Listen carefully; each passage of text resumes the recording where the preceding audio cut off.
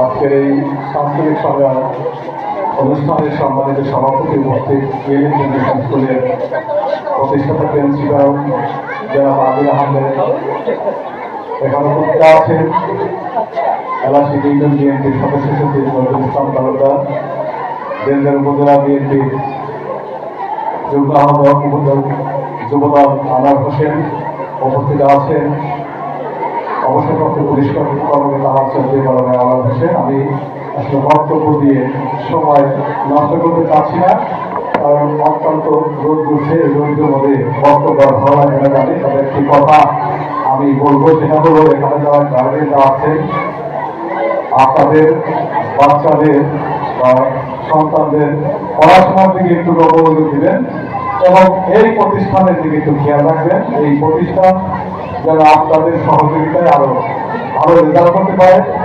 আমরা যদি ছোট ছোট করে এই প্রতিষ্ঠানকে একটু সাহায্য করি, এই প্রতিষ্ঠানটা আরো অগ্রসর হবে এবং এই প্রতিষ্ঠানের সাফল্য কামনা করে আমি বক্তব্য শেষ করছি। ধন্যবাদ সবাই।